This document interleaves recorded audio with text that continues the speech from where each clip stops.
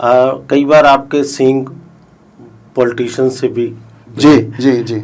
तो वो कोई किस्सा आप हमारे दर्शकों के लिए बताना चाहें? नहीं, पॉलिटिशियंस के साथ बहुतों के साथ हुआ है, खास करके एक भूतपूर्व मंत्री के साथ। उनकी शायद टिकट भी कट गई थी हमारी पिटीशन में, जैसा उन्होंने हाई कोर्ट में कहा है, ऑन रिकॉर्ड बातें हैं। जी जी। तो उसके बाद वो शायद हमारी कोई तपस्या में कमी रह गई, हाई कोर्ट से हम फाइनली 5 साल लड़ने के बाद हार गए। सुप्रीम कोर्ट गए, सुप्रीम कोर्ट ने भी वो पुलिस की रिपोर्ट, हालांकि अब मैं सुप्रीम कोर्ट के आदेश के सिर माथे पे पूरे इज्जत और सम्मान करता हूँ, तो उसमें हमें नहीं मिली। लेकिन इन द मीन टाइम ये जो 5-6 साल का पीरियड था, उसमें हमें काफ़ी टर्बुलेंस आई मंत्री जी के दौरान। जी। तो हरेंद्र धिंगड़ा जी इस मामले में PIL और RTI के मामले में एक जाना पहचाना और चिर परिचित सा नाम है शहरवासियों के लिए। हमने इनकी प्रारंभिक चीज़ें और फैमिली बैकग्राउंड के बारे में सब कुछ जाना। अब कोई ऐसा केस जिसको आप में लगा हो कि इसके बाद, इस RTI के बाद और इसके सॉल्यूशन के बाद बहुत ज़्यादा संतुष्टि मिली हो, कि हरेंद्र धिंगड़ा को लगा हो कि मैंने ये लोगों के लिए और समाज के लिए बहुत अच्छा काम किया? सबसे ज़्यादा मुझे आराम मिला जी, ये जो हमने हॉस्पिटल्स के लिए किया था, गरीबों के लिए, जी जी, स्कूलों में जो स्टूडेंट्स के लिए किया, ये मामला एक्सक्लेट हुआ हाई कोर्ट तक, और वहाँ भी ये अपहेल्ड हुआ कि मेडिसिटी को, आर्टिमिस को, फोर्टिस को, जिनको सरकारी ज़मीनें उस पर मिली हैं सब्सिडाइज रेट पे, उनको देना है फ्री। उसमें मेडिसिटी को 10%, उनको 20% और आउट पेशेंट में 30% जो OPD होती है।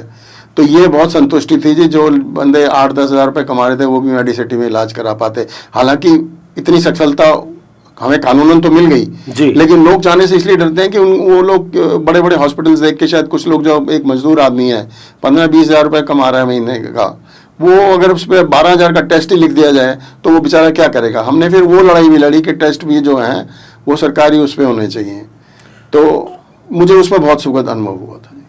तो मैं एक चीज़ और जानना चाहूँगा कि जो ब्यूरोक्रेसी है हरियाणा की, उसके बारे में भी आपने बहुत सारे रिसर्च किए हैं, बहुत सारी चीज़ें आपके संज्ञान में हैं। थोड़ा सा ब्यूरोक्रेसी और सरकार की बाद में पूछूंगा। ब्यूरोक्रेसी के बारे में आपका क्या ख्याल है? आपके अपने वस्त्रम शोरूम में आपका स्वागत है। यहाँ आपको मिलेगा शादी के लिए बेहतरीन कलेक्शन, चाहे वो पुरुषों के लिए हो या महिलाओं के लिए। पारंपरिक प्रतिधान से लेकर मॉडर्न डिजाइन तक हमारे पास है एक शानदार रेंज, जो हर खास मौके को और भी खास बनाए। और साथ ही आपको मिलेगी फ्री कस्टमाइज्ड टेलरिंग सर्विस, ताकि आपका हर आउटफिट आपकी परफेक्ट फिट में हो। वस्त्रम शोरूम शहर के प्रमुख स्थानों से जुड़ा हुआ है, चाहे आप किसी भी दिशा से आ रहे हो। यहाँ पर बड़ी और सुरक्षित पार्किंग सुविधा भी उपलब्ध है, जिससे आपको गाड़ी पार्क करने की चिंता नहीं करनी पड़ेगी। तो इंतजार कैसा, आइए और अपनी शादी के सपनों को हकीकत में बदलें हमारे साथ, सिर्फ वस्त्रम पर। मेजर ब्यूरोक्रेसी जो है वो करप्ट है। वो आप कैसे कह सकते हैं?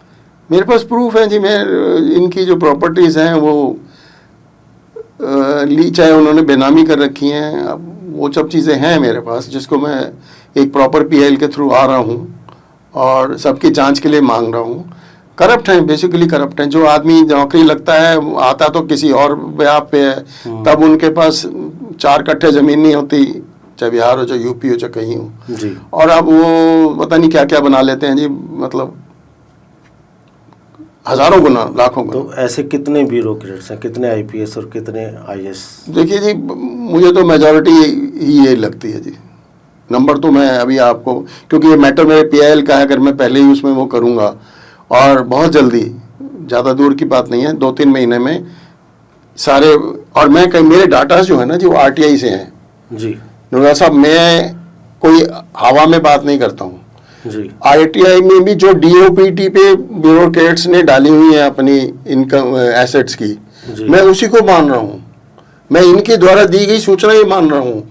मैंने कुछ बेनामी की बात नहीं कर रहा, मैं बेनामी की बात ही नहीं कर रहा हूँ। मैं सिर्फ उन्हीं को इकट्ठा कर रहा हूँ, और वो इकट्ठा करके मैं हाई कोर्ट के संज्ञान में लाना चाहता हूँ कि ये इन लोगों के पास जब ये नौकरी लगे थे तब ये था। अब कोई कह रहा है मेरी माँ की इनहेरिटेंस आ गई। अरे माँ की इनहेरिटेंस, माँ भी तो आपके साथ थी तब।